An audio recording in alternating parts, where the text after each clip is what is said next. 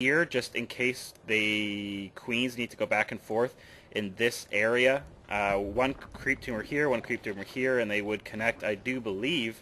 I'm not 100% sure, but I think they would. And there is 36 energy on this queen, so she could do it. And there's 50 out on this one, so that could happen, but oh well. There's no upgrades right now for Scyfer, no upgrades at all. Let's look at PlantManHerb. No up. I thought he was getting melee attacks level 1. Let's see. He did get melee attacks level 1.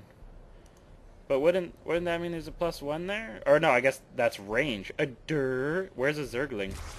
I'm not sure where Zergling is. When we spot a Zergling, we'll find that out. Although Talon, Acid Spine. So this would be the melee attack for the queen, would it not? So shouldn't that be a +1? I don't know. Yeah, I'm just not sure. And don't the roaches have a melee attack? Isn't there an animation where they headbutt? I think I was told that if they're right up front, they'll do the exact same damage. Everything is the same, but they will headbutt actually. And I have not been using the keyboard like I said I would. I'm going to try and do that. Although PlantManHerb is moving out with his Hydraless Roach Queen army. That is a pretty cool army style. Those queens slow right down as soon as they're off the creep. Something about creep propels you forward if you are a gross, disgusting Zerg being. I'm not sure what it is, but we're going to see a fight right here. Basically, I think it's going to come down to these banglings. How much damage can they do? And Scyfer really needs to stay close to his spine crawlers, but instead he's just going to go full frontal on this. And the banglings blowing up and not doing a ton of damage. There is a lot of roaches in there. A lot of banglings blowing up, and there is Zerglings left over for Scyfer, but I think this army is just too much. These queens are able to clean up what is left, and the queens will slowly move in. Although there is a bunch of Mutalisks on the field. What are they doing? They're just standing there. They need to get in the fight because these spine crawlers are going down, and now the Mutalisks have come in, poked, and they are continuing to poke. The queens are turning around to engage them. These spine crawlers are doing a lot of damage. The queens transfusing themselves. Very well played, just healing themselves up.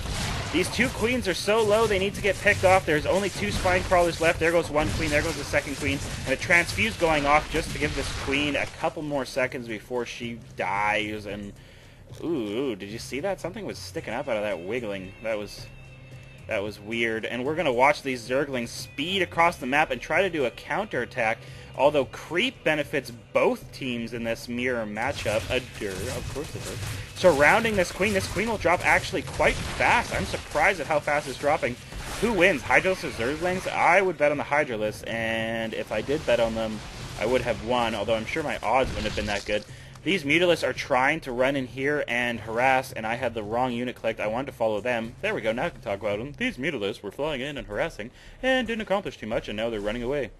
The great thing with Mutalisks is you never actually have to engage with Mutalisks because they just fly away.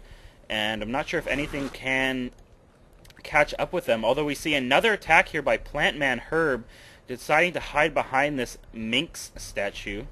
Minxed? I don't remember. Gotta play a single player again. And these banglings exploding on the roaches and doing practically nothing. These lings are running in and doing about the same. Basically, it falls to these unupgraded Mutalisks. Can they do what they need to do? Stupid Fraps is making a file, and these spine crawlers are actually going to be able to sit here and do a lot of damage, especially this one with only 48 HP. He still does the same damage even though he is quite injured, and really an economic damage, but luckily the army for Scyfer remains. If we look at units, Scyfer, after losing all those drones, is still ahead. And transferring, which is a really good idea, transferring some to his natural. Let's check production out, see what's going on. Under production, we've got some more Hydralisks coming out, some more Spore Crawlers he wants to fend off against these Mutalisks.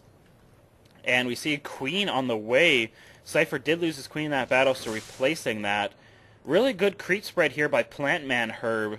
Although I would like to see one of these guys try to go out on a limb and take a third. What am I talking about?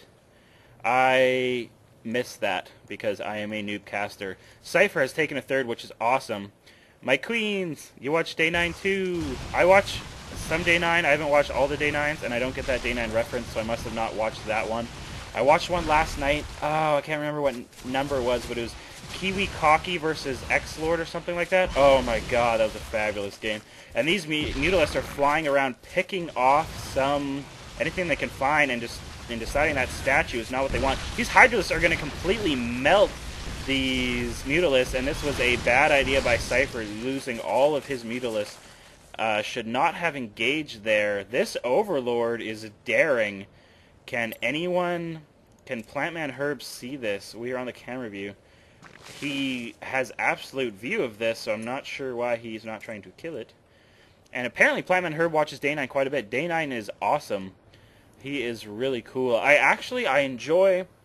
A lot of people like the Fun Day Mondays and stuff like that, and I do like... Fun Day Mondays are pretty cool, but I have to say I really like his...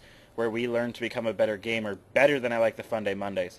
Don't hate on me. That X-Lord and Kiwi Kaka game, oh, that pulled me right over. If you haven't seen it, I would suggest to go watch it after you watch my videos, of course. Although, there's probably only about 2 people who have got this far into the video, but that's alright. I'm going to keep doing it anyways. And this Hydralisk army, this +1 Hydralisk army is moving in against unupgraded Lings and Banglings, just deciding to stay with them. Now these Banglings that can actually do really good damage against these light units, these Hydralisks, and able to clean that up easily, has the advantage against the Hydralisks. Now the Roaches is what these Banglings can really do nothing to. They are armored and have a decent amount of HP.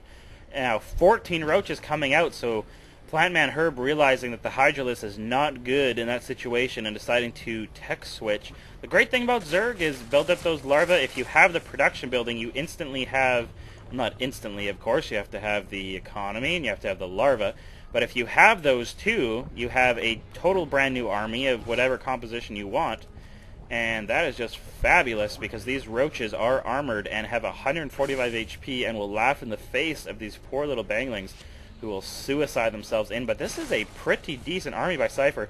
The gold expansion is now up, not saturated, although I believe it did just complete recently because this creep is still spreading.